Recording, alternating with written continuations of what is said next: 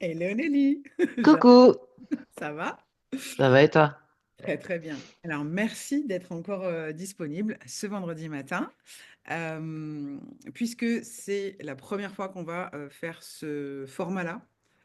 Écoute, j'ai envie que si tu es d'accord, que tu te présentes à nous, que tu nous expliques un petit peu ton cheminement, à la fois professionnel et personnel, que tu nous parles aussi du rôle professionnel, que dans la vraie vie, tu joues pas un rôle, hein, du rôle professionnel que tu joues, que ce soit d'un point de vue entreprise, puisque tu es entrepreneur, mais aussi à nos côtés avec le Flash de Kanaka World, et que tu nous expliques un petit peu ton parcours, parce que aujourd'hui, j'ai envie de dire, c'est un petit peu toi, la gouvernante qui prend soin finalement des gens Hmm. avant les masterclass, pendant les masterclass, après les masterclass. Et pour ça, je pense que c'est important que euh, les gens apprennent à te connaître aussi. Yes. Alors, parcours complètement atypique en ce qui me concerne. J'ai commencé par des études de comptabilité, gestion et sciences éco. Double cursus, les deux en même temps, histoire de. Voilà. 75 heures de cours par semaine. C'était génial. Et pour tout ça, pour me rendre compte que en fait, la comptabilité à l'époque, je dis bien à l'époque, puisque depuis ça a changé, c'était pas fait pour moi. J'étais pas, j'avais aucune expérience professionnelle. Moi, je sortais, enfin, je sortais de chez mes parents. Je suis arrivée dans cette fac. Je n'ai pas compris pourquoi. En fait, c'était pas un choix réellement de ma part. C'est plus mes parents à l'époque qui avaient peur que je parte un peu dans tous les sens parce que c'est vrai que j'avais quelques facilités quand j'étais en terminale au niveau du bac. Donc, ma mère a dû me prendre à l'époque pour une grosse branleuse, je crois. Et du coup, ils m'ont inscrite dans cette fac, dans ce double cursus, et j'ai pas kiffé du tout, mais du tout, du tout. J'étais pas avec les bonnes personnes. C'était un milieu qui me correspondait pas. J'étais pas bien. J'étais pas bien. Bref. Du coup, de là, j'ai pris les choses en main et je suis partie. J'ai quitté ce cursus. Je suis partie en ressources humaines Hmm. parce que c'était quelque chose qui me parlait. D'ailleurs, ça a été assez rigolo parce que à l'époque, pour être sûr de mon choix, j'avais demandé un entretien avec le DRH de la boîte où bossait mon père. Et la question qu'il m'a posée, c'était pourquoi vous voulez aller vers les ressources humaines? Et là, je lui dis, je sais pas. Juste, je le sens.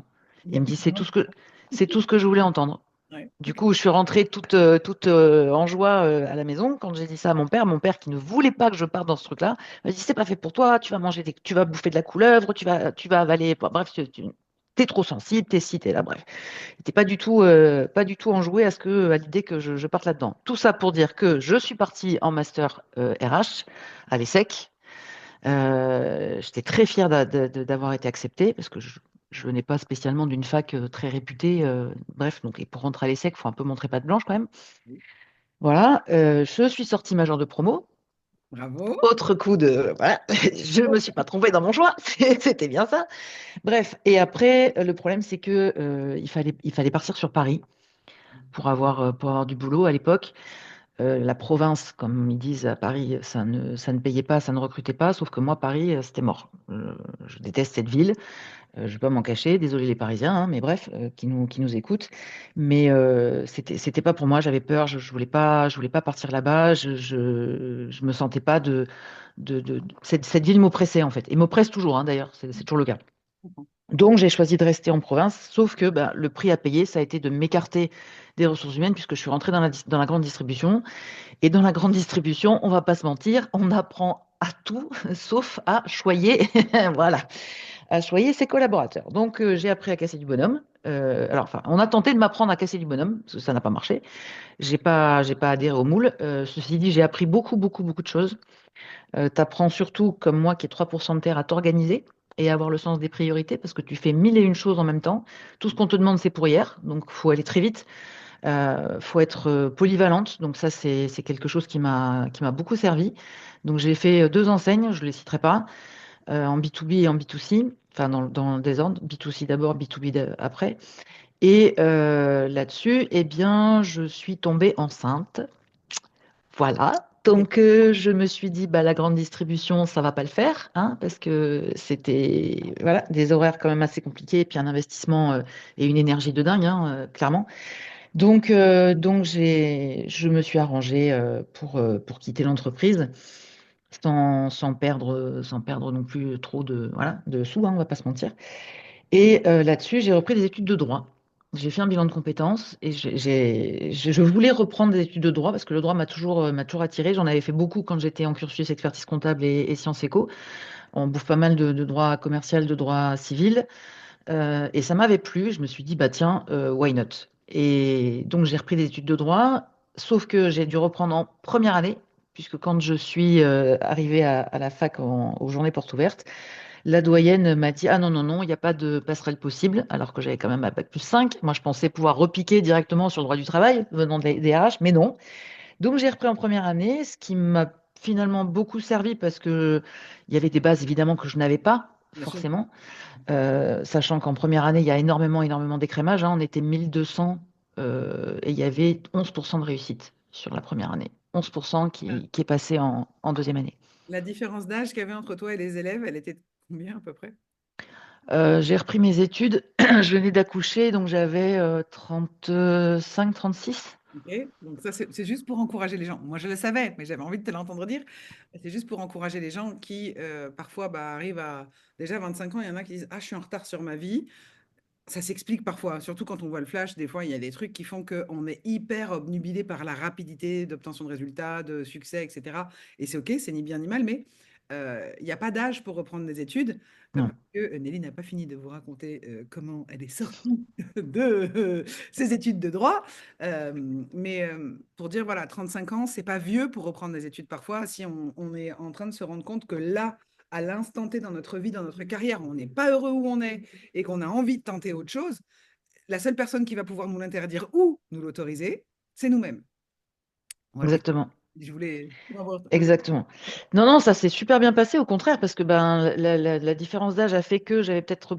Alors, il y avait des gens qui étaient plus jeunes que moi, mais plus âgés quand même que le cursus habituel, c'est-à-dire sortie de bac, on enchaîne sur la fac, etc. Et en fait, le peu de différence d'âge qu'il y avait entre ces personnes-là a fait que finalement, ça a été plus de l'intolérance, parce que les gens qui avaient peut-être 23, 25 ans, qui avaient repris des études, étaient beaucoup moins tolérants avec les gens qui étaient plus jeunes qu'eux. C'est comme aujourd'hui, quand j'entends ma fille qui me dit, ah oui, non, mais lui, c'est un 2007. Il était né en 2006, il est où le problème? Enfin, hein, il n'y a qu'un an d'écart. Et en fait, enfin, ouais, les gens étaient saoulés parce qu'ils avaient l'impression d'avoir affaire à des bébés. Et moi, je les ai pas vus comme ça. Je les ai vus un peu comme si c'était mes gosses, en fait. Et c'est vrai qu'ils m'ont pris aussi pour leur daronne. C'était le terme, hein. Je sais pas si ça l'est encore aujourd'hui, mais bref. Vu qu'il y a pas mal de modes aussi dans les expressions des gens. Il y a des mots. Euh, Aujourd'hui, des fois, je lui sors des mots. Moi, mon fils a 26 ans, il sort un mot. Des fois, je dis, tu peux me donner la signification, s'il te plaît, parce que voilà. c'est ça. Donc, non, non, ça s'est super bien passé et on était assez, même si on était très nombreux, quand même 1200, mais on s'est créé un petit groupe et on a été assez soudés et finalement on s'est suivis en fait pendant toutes les 5 années qu'on a passées à la fac presque, pour certains. Et j'ai encore aujourd'hui des contacts et des amis qui me sont proches, que j'ai connus de la fac, quoi. Donc ça s'est très bien passé. J'ai eu beaucoup de chance. Alors, je l'ai provoqué aussi, certes, mais j'avais envie d'enseigner.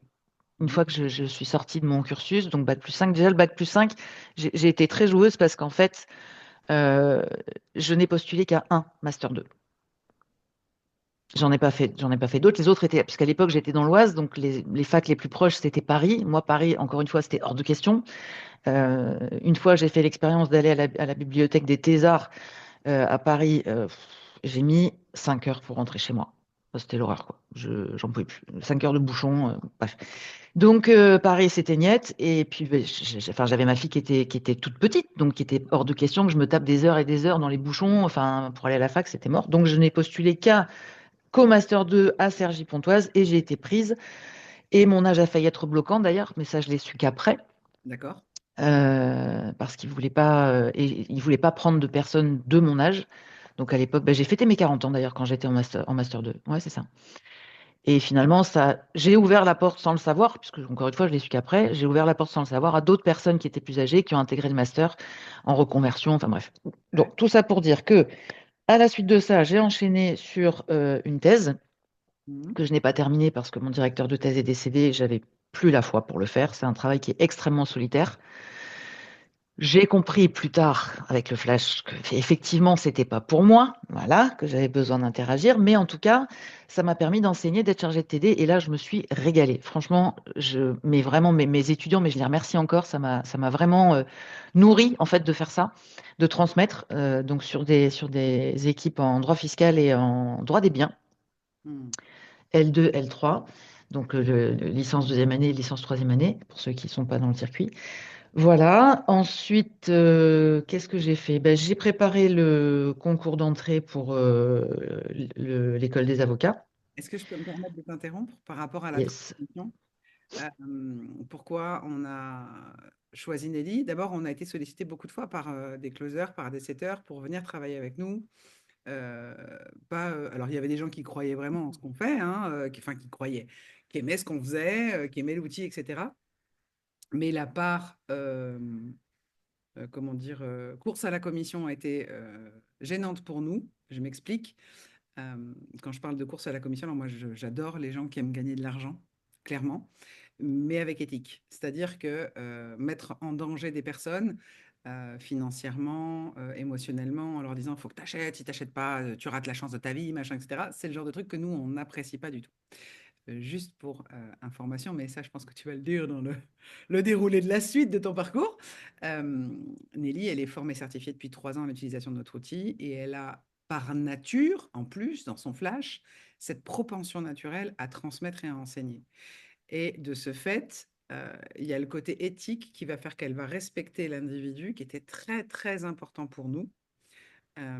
Et aussi le côté, j'ai envie de gagner ma vie correctement, mais en me couchant la conscience tranquille le soir. Vous voyez, ça, les gens qui ont une conscience, pour nous, c'est très important. Sinon, pour intégrer notre équipe, ça n'irait pas parce que c'est aussi, finalement, on est chacun une personne à part.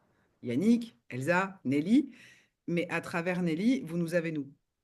Et donc, ça aurait été quelqu'un d'autre que Nelly, en tout cas pour l'instant.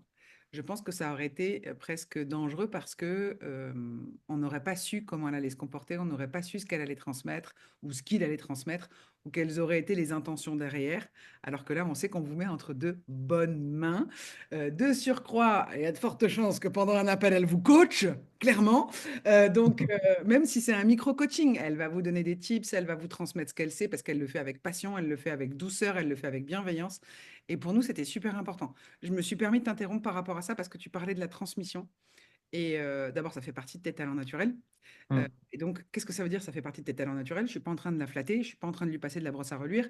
Ça veut dire que elle aime, comment dire, transmettre l'information, mais avec toute la bonne volonté et la bienveillance possible. OK? Et parfois en oubliant son propre intérêt. Donc du coup, mais ça, c'est bien en cours d'amélioration, mais c'est vraiment ça. Aujourd'hui, ça, c'est équilibré, c'est amélioré. Mais par nature, c'est vraiment ça. C'est j'offre et je donne et je transmets et j'aide et j'accompagne et je soutiens. Et ça, pour nous, c'était quelque chose de super, super important. Mais si Nelly ne gagne pas d'argent, nous non plus. Donc on est bien d'accord qu'il faut quand même que ça fonctionne. Mais ça, c'est bon aussi. Excuse-moi, je me tais, mais c'était super important pour moi de mettre ça en avant parce que euh, ça fait partie de ce qui nous rassure aussi, nous, d'avoir une personne qui est fondamentalement bienveillante. Et on a eu le temps de t'observer, de près ou de loin d'ailleurs, depuis 3 ans maintenant, on a eu le temps d'observer sans forcément espionner ou quoi que ce soit, mais de regarder les réactions, les comportements, les attitudes, si le discours est cohérent avec les actes. Et c'est le cas. Voilà, je me tais, ce qui n'est pas évident. Ouais, non, franchement, je me suis régalée quand j'étais avec mes étudiants. Ma mission, c'était parce que bon, fiscalité, c'est des notions qui sont un petit peu arides, qui sont un peu compliquées. On est en France en plus, donc Dieu sait si ça peut l'être. Euh, et c'était ma mission de vulgariser des choses complexes pour les rendre compréhensibles en fait à quelqu'un qui n'a jamais fait de fiscalité de sa vie, quoi. Et je reviens sur la compta, c'est là où, pendant mes études de droit, j'ai eu la chance de rencontrer celui qui a été mon mentor et qui, je pense, le restera pour toujours, euh, qui enseignait la comptabilité. C'était un enseignement qui était facultatif. Moi, pour connaître le personnage, j'avais vraiment accroché avec lui. Je me suis dit, vas-y, j'y vais. Ça me fera de toute façon un bon complément. Et effectivement, aujourd'hui, je suis la première à dire, vous ne pouvez pas faire de fiscalité si vous n'avez pas des bases en comptabilité. C'est impossible. Et donc, j'ai motivé mes étudiants à assister à ces cours. Et c'est vrai que ben, enfin, j'ai eu des bons résultats. J'ai eu l'occasion d'enseigner après aussi pour une plateforme de formation en ligne qui forme des experts comptables, justement, où j'étais leur mentor sur fiscalité, droit des sociétés et droit commercial.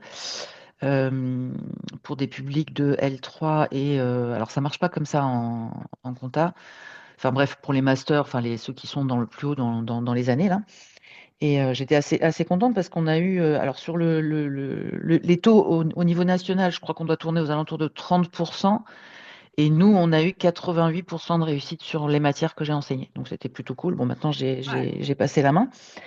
Voilà, parenthèse enseignement. Donc après, j'ai tenté le concours de l'école d'avocat que j'ai eu. Et quand j'ai pu rentrer, enfin, il fallait que je rentre à l'école. À nouveau, je n'ai pas voulu aller sur Versailles ou sur Paris. Donc là, je suis revenue à mes sources, à mes origines, et je suis revenue dans le sud-ouest et j'ai fait l'école des avocats de Bordeaux. d'accord. J'ai prêté serment en 2017. J'ai travaillé en tant que collaboratrice dans un cabinet jusqu'en 2018, donc ça n'a pas été long. J'ai été collaboratrice 9 mois. Ouais. Voilà, un accouchement, enfin une grossesse, quoi. Merci. Voilà. Et ensuite, je vais tenter de me mettre à mon compte toute seule, mais encore une fois, bah, toute seule, c'est pas ma came. J'ai beaucoup souffert de cette solitude. Très compliqué de trouver des clients dans ma niche parce que ben, un droit fiscal, en règle générale, c'est plutôt des gros cabs et des grosses équipes. Donc, je me suis vite essoufflée. Alors, j'aime toujours le droit. Ça, c'est pas, c'est, voilà, ça restera toujours une de mes, je vais pas dire une passion, mais un de mes centres d'intérêt. Mais voilà, je me suis posé beaucoup de questions à l'époque. Qu'est-ce que je fais? Qu'est-ce que je peux faire pour gagner ma vie? Qu'est-ce que je peux prendre comme métier dans lequel je puisse m'épanouir? Parce que vraiment, le droit, pour moi, ça a été presque un aboutissement quand je suis arrivée là. Et je me suis dit, what, tu vas encore refaire un autre truc derrière? Enfin, à un moment donné, il faut vraiment que tu trouves ta voie, quoi. C'était plus possible. Donc, ça a été une longue période assez noire d'ailleurs. Enfin, quand on parle des nuits noires de l'âme, je pense que là, j'étais bien dedans à pleurer, à me poser beaucoup de questions, à me remettre en question moi, c'est quoi ma valeur, c'est quoi, enfin bref, c'est quoi. Je me suis fait coacher à l'époque parce qu'il me fallait de l'aide. Voilà, il faut aussi accepter le fait que parfois on peut ne pas y arriver seul. Il faut avoir comment dire, Humilité.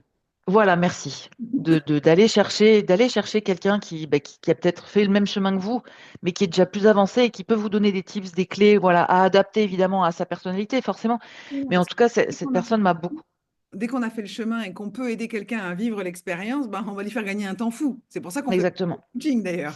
Exactement. Et donc merci à elle parce que c'est vrai que ça m'a permis voilà, déjà de reconnecter sur des choses que j'avais oubliées, des choses bien que j'avais faites et que j'avais oubliées ou que j'avais minimisées, des parcours par lesquels j'étais passée qui n'étaient pas évidents et peut-être qu'une autre personne n'y serait pas arrivée, mais pour moi c'était tellement évident que, enfin, j'ai banalisé beaucoup de choses, j'ai minimisé beaucoup de choses dans mon histoire, dans mon parcours et le fait voilà, de reconnecter à tout ça, ça m'a redonné de la force et de la confiance et du coup je me suis reconvertie dans le coaching où j'ai fait une formation orientée, je vais bien dire orientée avec des grandes guillemets, neurosciences, parce qu'aujourd'hui, la personne qui était, enfin qui est toujours d'ailleurs à la tête de ces coachings est beaucoup décriée, et je ne veux surtout pas rentrer dans ce débat.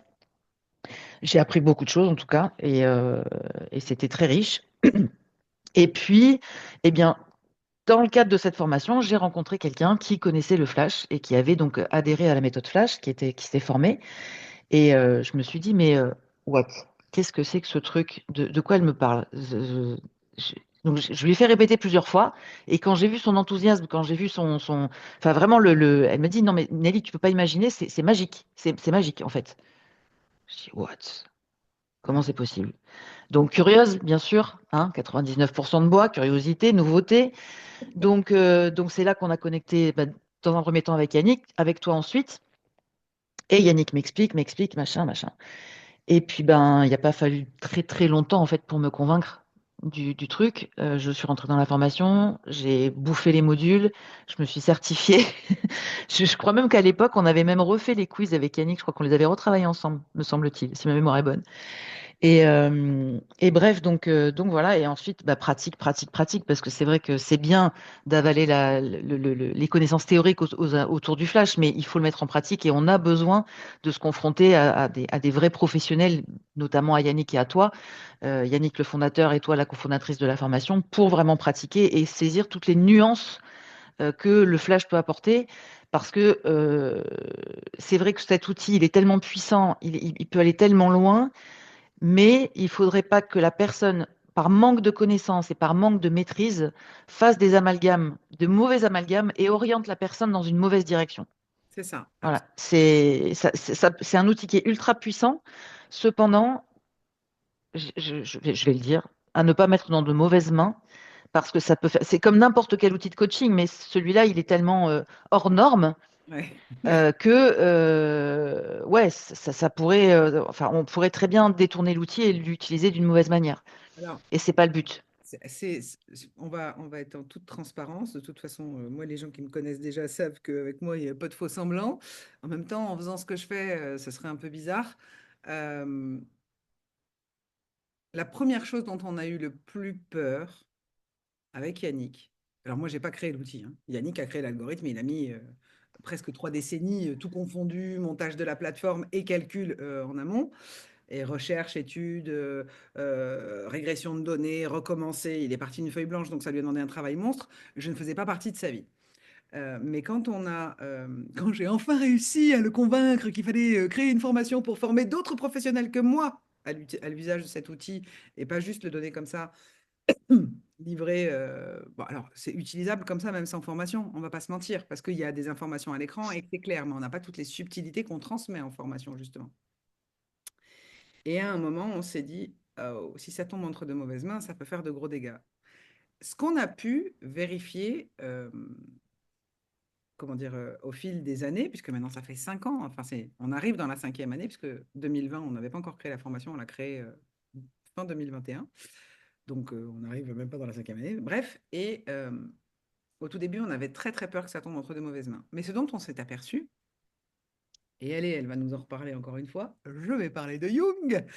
Les gens qui ont de mauvaises intentions, en général, sont ceux qui font le moins face à euh, leur propre comportement, leur propre mécanisme, leur propre zone d'ombre, en fait, hein.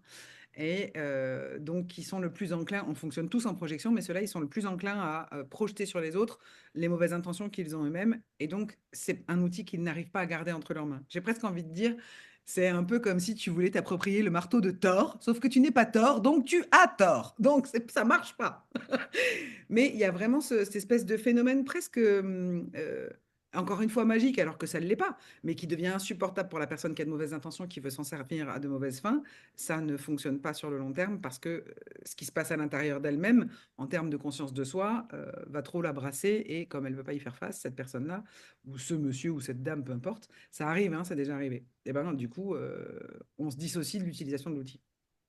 Donc là-dessus, nous aussi, on a eu d'énormes doutes, on a eu de gros freins par rapport à ça parce que le côté conscience et éthique était très, très important pour nous. Je sais que Yannick, toi, moi et d'autres, parce que heureusement, on est quand même nombreux à avoir une mentalité avec une éthique propre, correcte et honnête, et surtout l'intention d'aider les gens, hein, de servir les gens et pas de les confondre avec un tiroir caisse, comme je dis souvent dans mes posts.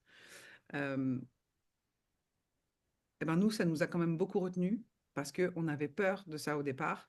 Et aujourd'hui, on s'est rendu compte que finalement, il n'y avait pas de raison d'avoir peur de ça parce que l'enseignement que l'on donne, il est fait pour permettre aux gens d'être de plus en plus libres. Il est fait pour permettre aux gens d'être plus en plus libres. C'est assez générique dit comme ça, mais quand on Non, a le... mais de prendre. Enfin, moi, ce que ça m'a apporté, le flash, c'est que ça m'a permis vraiment de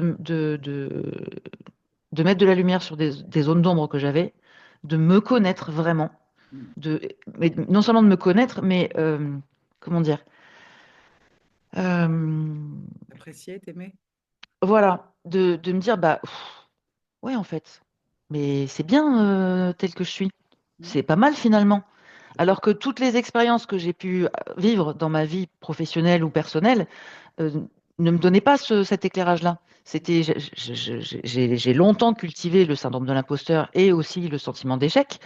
Surtout quand tu arrives après 40 ans à te dire, ah, putain, mais tu t'es même pas encore posé dans ta vie, t'as même pas encore de vrai métier, tu changes d'avis comme de chemise, etc., etc. Bref, le nombre de gens qui m'ont dit, ah, mais t'as pas fait tout ça pour ça, t'as fait toutes tes études de droit pour rien. Mais non, je les ai pas fait pour rien. Mais les gars, si vous avez envie de rester dans un taf qui vous plaît pas et qui ne vous nourrit pas et dans lequel vous ne vous épanouissez pas, mais libre à vous. Mais moi, c'est pas ma quête, c'est pas mon objectif. Moi, je voulais vraiment trouver quelque chose qui me corresponde et dans lequel je puisse m'épanouir et me connecter avec des gens qui soient sur la même longueur d'onde que moi et qui soient dans la même vibration que moi. Voilà. Et aujourd'hui, c'est chose faite, puisqu'on travaille ensemble, et j'en suis ravie. Le flash m'a permis donc de me connaître, de m'accepter, de m'apprécier, d'apprendre à m'apprécier, parce que ça, c'était pas évident non plus. Et je me rends compte qu'il y a beaucoup de gens qui ne s'aiment pas. Mm.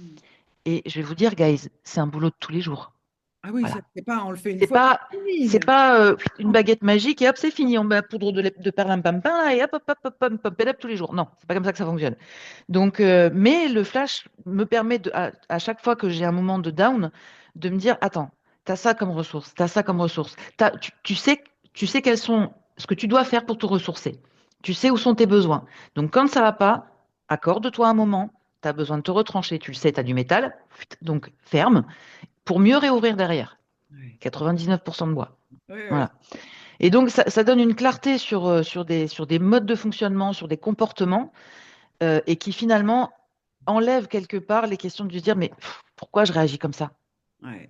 Pourquoi je réagis comme ça? Pourquoi ça me déclenche? En fait, ce qu'il y a de personnellement, et là je parle que personnellement, je parle même pas vis-à-vis de la formation dont on fait encore une présentation mardi à midi et demi, on vous mettra le lien en commentaire, mais euh, personnellement, moi ça m'a permis, et même à mon fils, parce que bien entendu, bah, mon fils il est passé aussi par le flash, ça m'a permis de capter mes attitudes, mes réactions, ma façon d'interpréter une situation, donc Exactement. émotionnel, le schéma qui est en train de, je suis en train de le redessiner, et de dire en fait là, c'est juste un besoin auquel je ne réponds pas moi-même.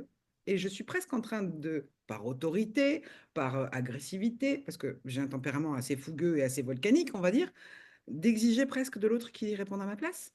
Ok, et ça, c'est le besoin de, ah oui, besoin de contrôle, ou besoin d'être forte, ou besoin de faire plaisir, peu importe le truc, mais d'un seul coup, je peux identifier le besoin qui est en train de déclencher la réaction que je vais aller littéralement projeter sur l'autre. Et là, je peux me recentrer et dire, OK, en fait, l'autre, il ne pourra jamais répondre à mon besoin. Ça ne marchera pas. Je peux me recentrer, me réaligner et revoir finalement comment moi, je vais pouvoir répondre à ce besoin-là sans le faire Ça. porter sur les épaules de l'autre. L'autre, ça peut être mon collègue de travail, ça peut être ton fils, ça peut être ta femme, ta fille, ton Bah, mari. toute personne avec qui tu interagis, en fait. Exactement.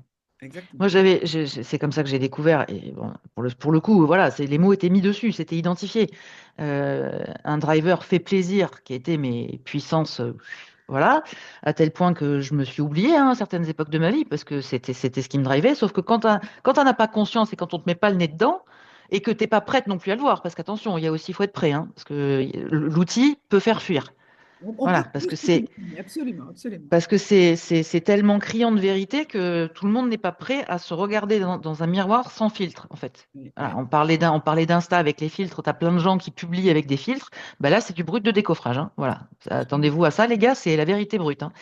Donc, et en fait, une fois que j'ai identifié ça et que j'ai pu en regardant tous les épisodes passés de ma vie, me dire, mais oui, mais quand tu as été dans telle situation, c'est ton driver fait plaisir qui t'a guidé. C'est lui qui t'a piloté. C'est pas toi le pilote de ta vie. C'est lui qui t'a fait prendre les décisions. Les mauvaises décisions, du coup.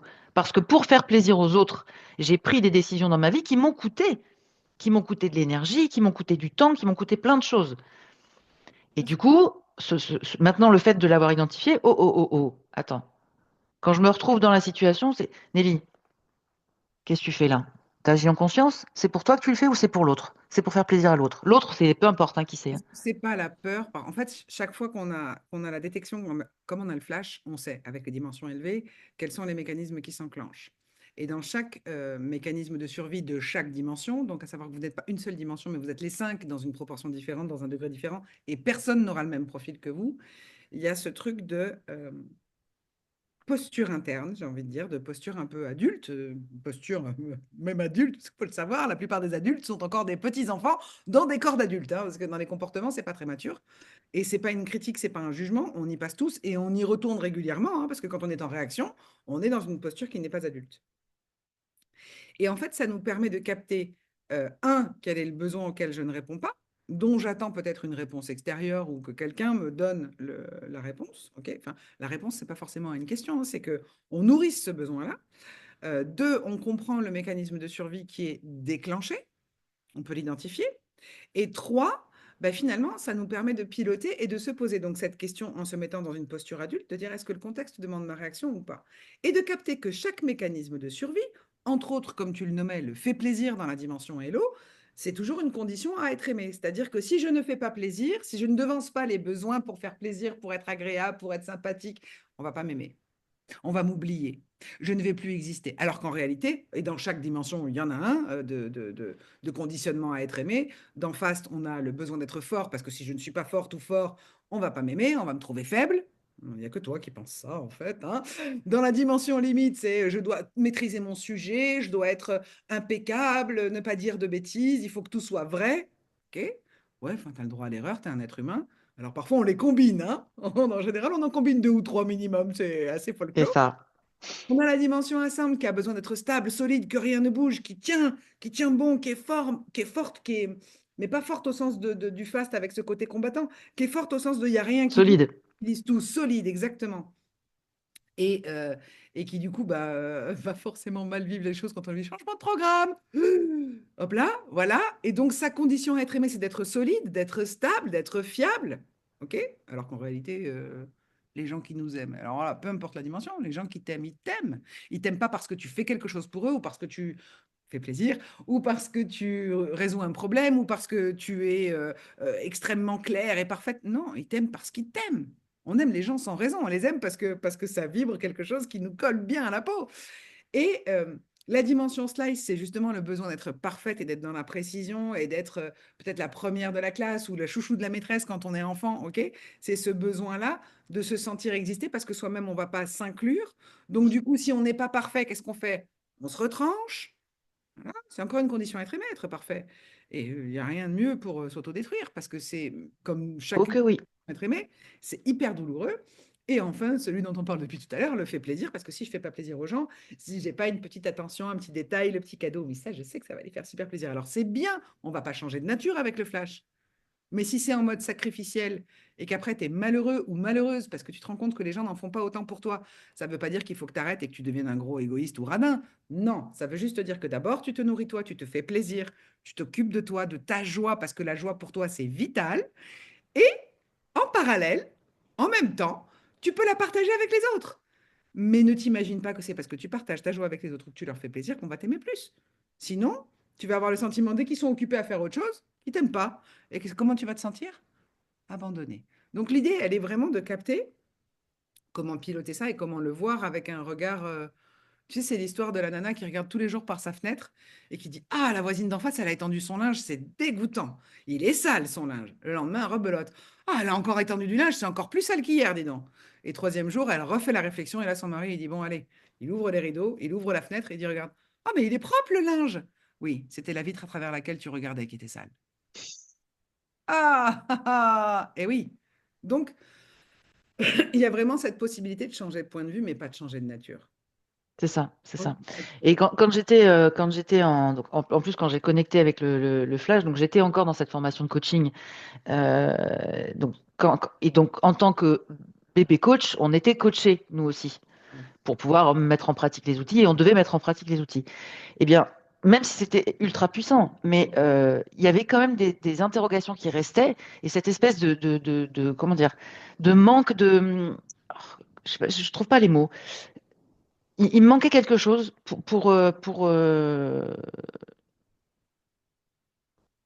oh, j'arrive pas à trouver, ça sera coupé au montage. Non, non, Mm, je ne peux pas le couper parce que c'est chouette. Il y a une notion aussi des fois que, en fait, la grande quête de Yannick, c'était de faire en sorte de créer un outil qui en fait converger peut-être à l'intérieur, mais parce qu'à chaque fois qu'il décortiquait ou qu'il travaillait sur un outil ou qu'il se formait un nouveau concept, ou que, parce que l'analyse transactionnelle, en l'occurrence, c'est un concept, d'Eric Berne. euh, ou la médecine traditionnelle chinoise aussi, mais il a inversé des données. Mais ce que je veux dire par là, c'est que à chaque fois, il avait ce sentiment de c'est pas complet, il manque un truc, il faut que je trouve un moyen, parce que c'était ça son but ultime pour lui au départ. Hein. Il n'avait même pas l'idée de créer un business ou de créer un outil à commercialiser, mais c'était vraiment de pouvoir comprendre les émotions, les attitudes et les réactions des gens face à un truc. Il disait on ne peut pas se baser que sur le passé. On ne peut pas se baser que sur le passé, l'histoire de la famille.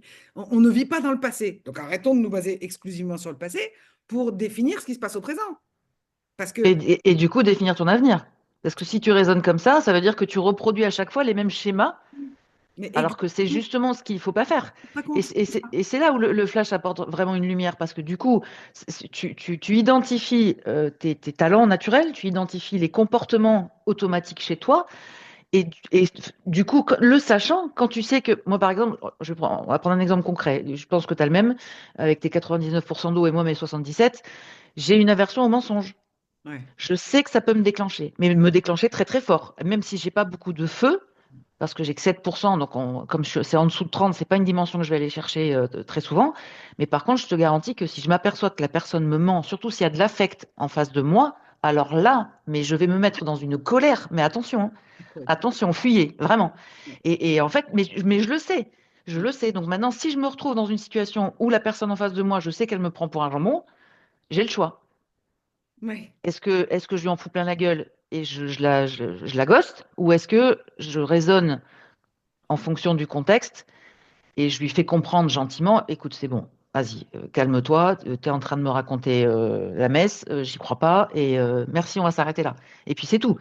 ouais, Je suis ouais, pas ouais. obligé je suis pas obligée de partir dans des travers de, voilà, se mettre hors de moi, De pleurer, de faire tout un drame, voilà. de le vivre. Bien sûr. Non, mais c'est ça, c'est que ça nous épargne aussi beaucoup de choses inutiles.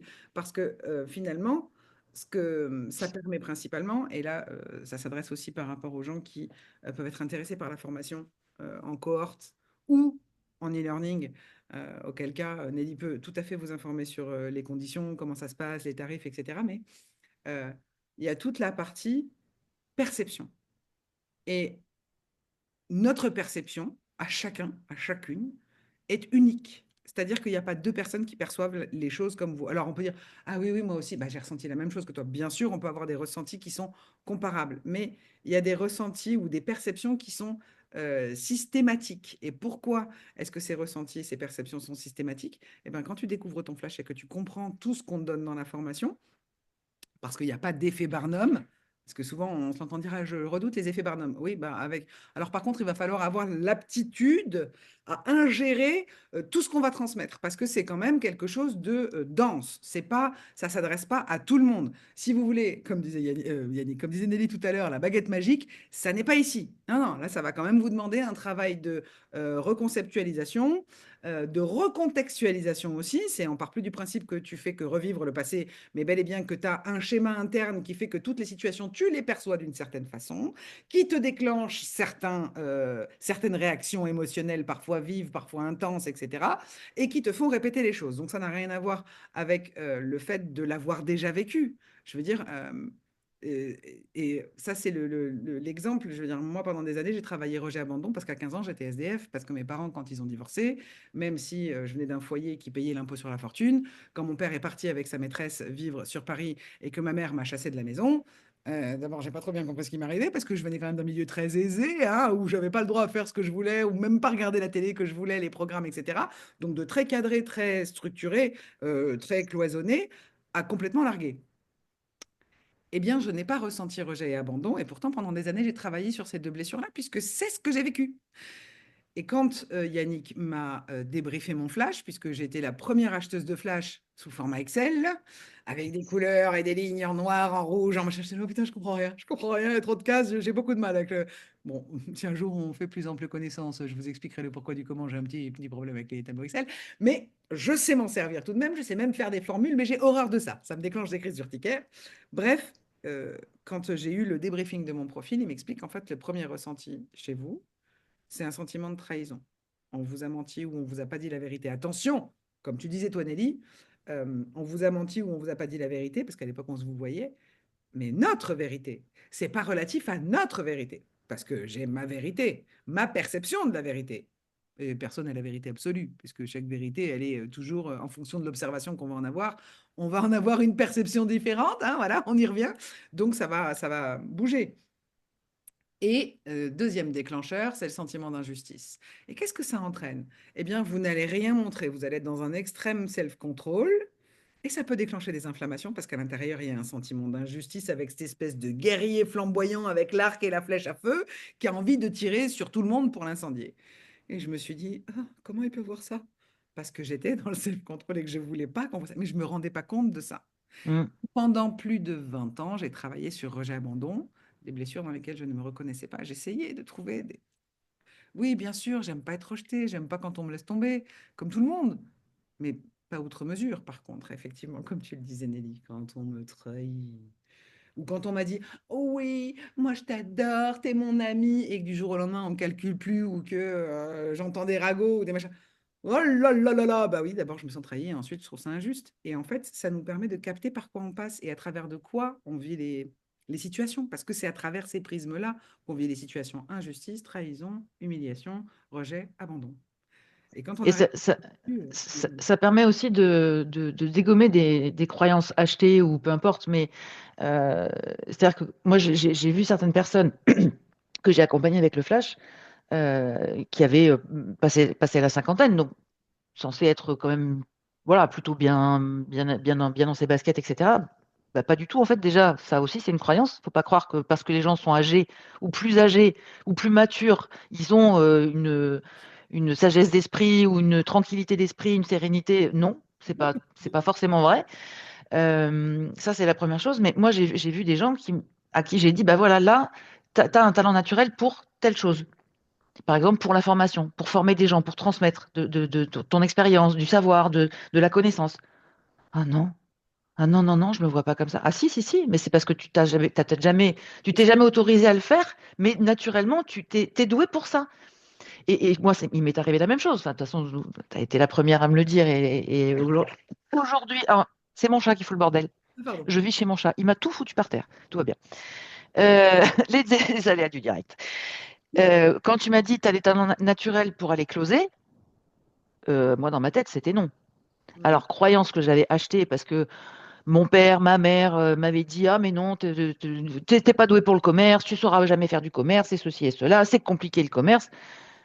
Oui, alors personne n'a jamais dit que c'était facile, ok, mais quelque part, enfin, il y a peut-être certaines personnes qui ont des aptitudes naturelles pour connecter avec les gens, pour créer du lien, pour créer un lien de confiance.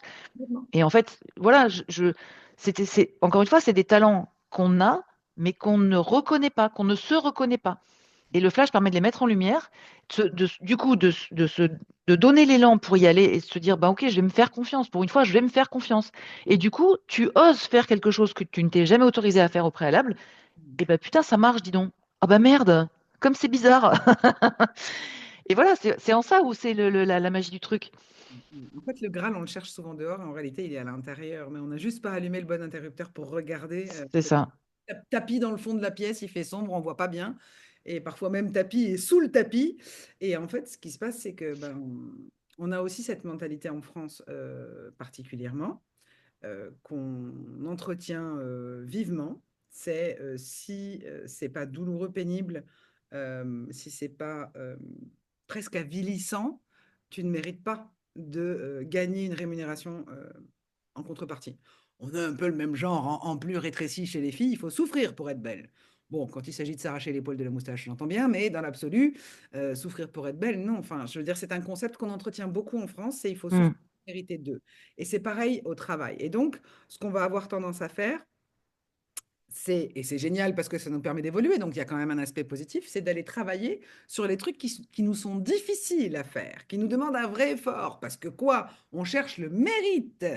Et le mérite, il passe par la souffrance. Non, en fait, tu mérites déjà d'être heureuse, de t'épanouir, ou être heureux de t'épanouir, de faire un truc qui te plaise, que le matin tu te lèves et tu sois excité, parce que oui, ça existe de se lever le matin et d'être heureuse de se lever, de se dire, ah, ce matin j'ai ça, j'ai ça. Bon, il y a des jours où on est un petit peu fatigué, on traîne un peu la patte, mais c'est OK. C'est juste, des fois, on a envie de traîner, mais on est joyeuse ou joyeuse de faire ce qu'on fait parce que on y est impliqué et qu'on se sent à sa place. Et c'est possible dans le salariat et c'est possible dans l'entrepreneuriat.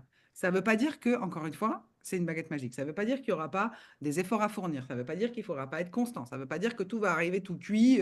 J'ai fait une incantation en soutien-gorge, je sors de pleine lune. Non, enfin, bon. Après, chacun fait ce qu'il veut, mais dans l'absolu, parce qu'on peut, hein, ça peut nous aider. Mais du moment qu'on y met de l'intention et de la conviction, bien sûr que ça peut nous aider. Je n'ai rien contre. C'est pas le sujet, mais ça ne va pas suffire à ce que tu puisses développer et exploiter tes propres talents. Et donc, effectivement, il y a la première étape où ça demande une forme de bravoure, j'ai envie de dire. J'ai pas envie de dire courage, j'ai envie de dire une forme de bravoure parce que ben, le cerveau, même si on t'a dit que tu avais les talents et que tu risquais de t'épanouir, de prendre du plaisir et de kiffer ce que tu vas faire, le cerveau, lui, il se dit non, je suis incapable, j'ai jamais fait. C'est ça. Et si j'ai jamais fait, je suis incapable. Et si je suis incapable, ça veut dire qu'il y a un danger de mort. Inconnu égale la mort. Donc tu peux rester hein, tel que tu es en disant oui, on m'a dit que j'avais les talents de ceci, de cela, mais je ne le saurai jamais parce que je ne l'ai jamais fait, donc je ne le ferai jamais. On en connaît. Et c'est OK. Il n'y a pas de jugement à apporter là-dessus.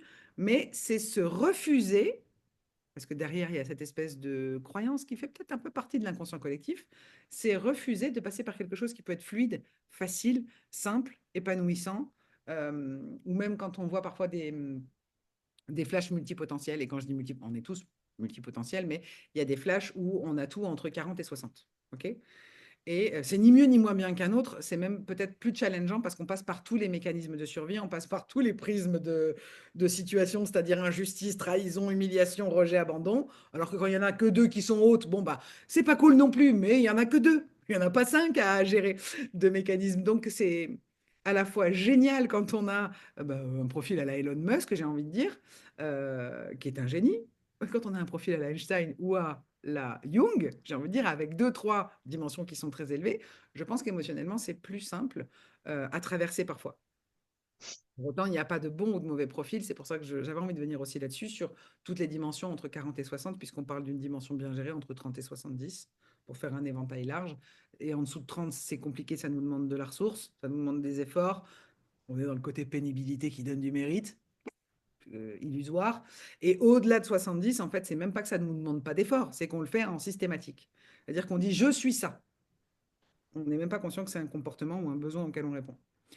Donc, dans cet aspect-là, dans cette palette-là, bah, après, la seule personne aux commandes pour décider si oui ou si non, on va aller exploiter les talents, c'est l'individu lui-même. Et Nelly, moi, je te remercie du fond du cœur parce que, bien entendu, ben, on ne peut pas orienter le résultat du flash. Donc, on n'a pas fait en sorte que ton flash fasse apparaître les talents qui sont apparus, mais ça nous avait quand même... Ah, c'était dit, ah, Nelly, elle en parle tellement bien, elle est tellement alignée, elle est tellement rigoureuse, avec ce côté très, je ne vais pas dire magistrature parce que tu n'étais pas magistrat, tu étais avocat, mais avec ce côté très légal et très clean, bah forcément, on s'était dit, bon, peut-être un jour, elle va nous dire, est-ce que je peux closer pour vous, faire du setting pour vous? Donc, ça a été quelque chose d'assez fabuleux pour nous d'avoir ce switch qui s'est opéré. Ma plaisir partagé, hein. Et moi, je m'auto-félicite, parce que 3 ans, c'est long quand même, hein, quand on n'a pas de patience. Mais c'est arrivé, vous voyez, c'est arrivé, ça a fini par arriver. Non, Tu vois, ce matin, quand j'ai ouvert les yeux, la première chose que je me suis dit, ah putain, live avec Elsa aujourd'hui, trop bien. C'est ce qui m'a donné la pêche pour me sortir du lit, quoi.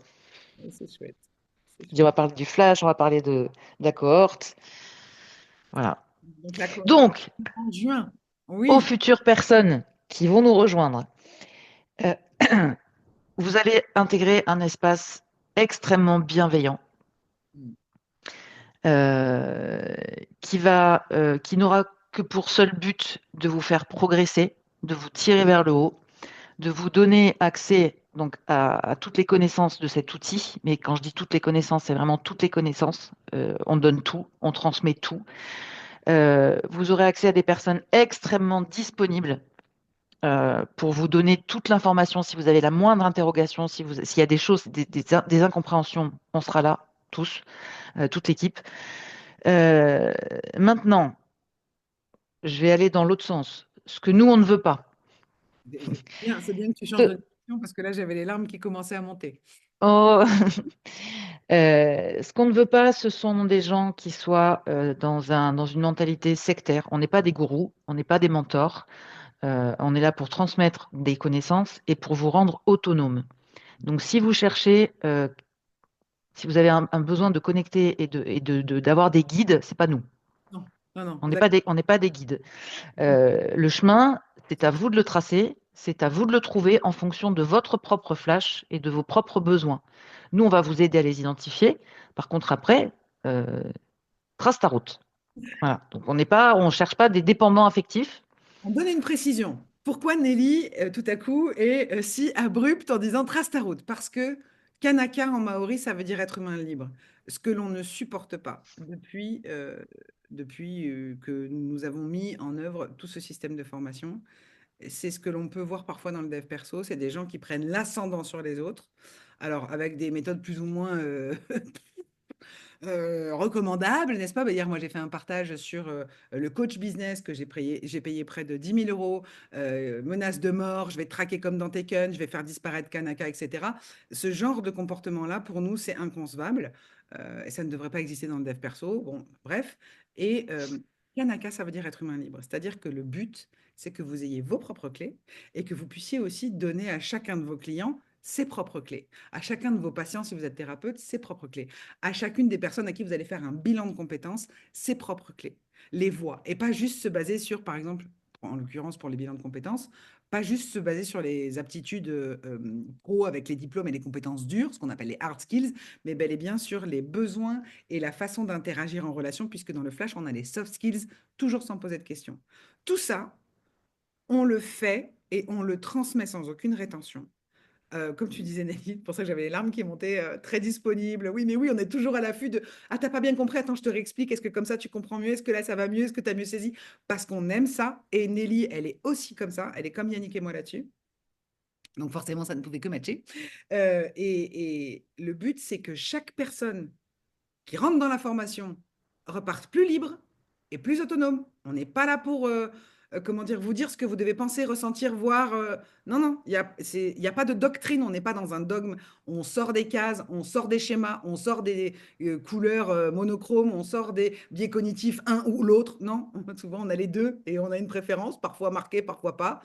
Tout ça, on l'amène pour que les gens soient le plus libres possible. Et c'est quelque chose de super important. Pardon, Nelly, d'avoir Non, euh, non, non, t'inquiète. plus, mais c'est vraiment le cœur de ce qu'on fait. Nous, ce qu'on veut, c'est que les gens y soient autonomes, qu'ils soient libres, qu'ils aient un libre arbitre réel, pas un libre arbitre en fonction des conditions à être aimé ou de faire plaisir ou de machin, etc. Donc, c'est très, très parlant ce que tu disais, puis j'avais besoin de rebondir dessus. Voilà, c'est un outil qui va gommer, enfin qui même pas gommer parce que ça n'existe pas dans l'outil. Mais quand je vais prendre un exemple dans le recrutement. Quand on passe des entretiens de recrutement, on a tendance un petit peu à, alors bon moi j'en ai pas fait beaucoup dans ma vie du recrutement, mais un petit peu. J'ai autour de moi des personnes qui travaillent dans ce domaine et qui me disent tous, donc j'imagine que c'est vrai, que les CV sont surgonflés d'au moins 30%. Oui, Bon, oui, donc ça laisse déjà une idée, ça donne déjà une idée de la position intellectuelle dans laquelle se trouve le candidat, de se sentir obligé de survaloriser son CV pour pouvoir être sélectionné. Bon, bref, si la personne est sélectionnée, arrive la deuxième étape, l'entretien de recrutement. Tu peux être sûr que la mariée, elle va être bien maquillée quand elle va arriver à l'entretien. Voilà. Et donc, il y a ce phénomène de désirabilité sociale où on va se montrer tel que on pense que le recruteur voudrait nous voir. Donc déjà, il y a deux biais cognitifs. Parce qu'on ne peut pas penser à la place du recruteur, on ne peut pas savoir ce qu'il y a dans sa tête. Et donc de là à imaginer ce que lui pourrait penser de nous et ce qu'il attendrait de nous, voilà, c'est... tout à Donc, dans la plupart des cas, bah, ça matche bien le jour de l'entretien, mais ça matche mais sur un mauvais masque, du coup, sur un masque qui n'est pas le bon. ça va faire mal. Et, euh, Oui, et forcément, bah, dans le temps, ça peut pas durer, parce qu'on peut pas jouer un rôle qu'on s'est imaginé sur le long terme. Donc, au bout de 6 mois, 9 mois, la personne, qu'est-ce qu'elle fait? Soit elle est en démission passive, soit elle se casse. oui, c'est ça. Coût pour l'entreprise, 18% de la masse salariale. C'est lourd. Voilà. Une erreur de recrutement, ça peut coûter très cher en fonction de la taille de l'entreprise. Et je pense même que ça fait même plus mal à une TPE-PME qu'à une Oui, grosse boîte. forcément, parce que parce que c'est noyé dans la masse, voilà. absolument. Mais c'est un outil qui, du coup, permet de voir vraiment les compétences et les secteurs d'activité dans lesquels le candidat va pouvoir s'épanouir. Et ça permet aussi, en team building, du coup, de se dire, bah tiens, il faudrait qu'on lance une... Je parle dans les TPE, où on a des personnes qui soient plus ou moins polyvalentes, parce que c'est vrai que dans les grosses boîtes, les rôles sont très attribués, c'est très rangé, c'est très compartimenté. Mais dans les TPE où tout le monde met un peu la main à la pâte, c'est l'idée de se dire, ah bah putain, euh, elle a des compétences pour connecter avec les gens, pour de la com, pour de la pub, etc. Ben, vas-y, on va lui déléguer cette tâche-là, voire même la responsabiliser sur cette tâche-là. À l'inverse, il y a quelqu'un qui va être très, très précis, très rigoureux, très méticuleux, très... Ok, ben pourquoi pas plus dans de la comptabilité ou dans des choses qui demandent de la précision et de la discipline. Si, à l'inverse, on a quelqu'un qui est très doué il faut faire une planification pour tout le monde. Moi, tu me demandes ça, je m'enfuis en courant. 3% de terre. La planification, enfin, je vais pas dire que ça m'angoisse, mais ça me fait chier. Voilà. Moi, ça m'angoisse. Donc, mais heureusement, enfin, l'idée, c'est de s'appuyer sur les points forts de chacun qu'on peut détecter en 1 seconde et demie avec le flash, quoi. Et Ouais, ça permet de consolider les équipes et de mettre les bonnes personnes au bon endroit et de et leur demander de faire les bonnes choses, du la coup. jugement au sein de l'entreprise, parce que par contre, mais enfin non, pas du tout. Bah là, par exemple, exemple concret avec la planification et l'organisation. Mais non, ça devrait te rassurer de faire de la planification et de l'organisation. Ben non, en fait, il y a des gens que ça va rassurer et il y a Moi, des ça gens m'étouffe. littéralement angoissés. Et mais oui, ben tu sais comment tu veux savoir ça? Eh ben tu fais le flash, comme ça tu vas comprendre. Si la personne elle a 80% dans la dimension ensemble, elle adore, ça la rassure. Si elle a 2% ou 3%, comme nous, c'est le cas en l'occurrence, eh ben ça stresse, ça fatigue et ça angoisse. Et c'est ni bien ni mal, c'est juste qu'il y a des besoins qui existent chez les uns qui n'existent parfois pas du tout chez les autres, et inversement. Bon, je crois qu'on est pas mal. Je vais mettre le lien en commentaire pour participer à la masterclass de mardi. On se Yes. revoit vendredi prochain, soit ici, soit sur Instagram.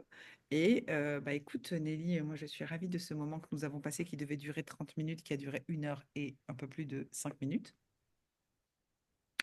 C'est pas J'ai mal. pas vu le temps passer. Moi non plus.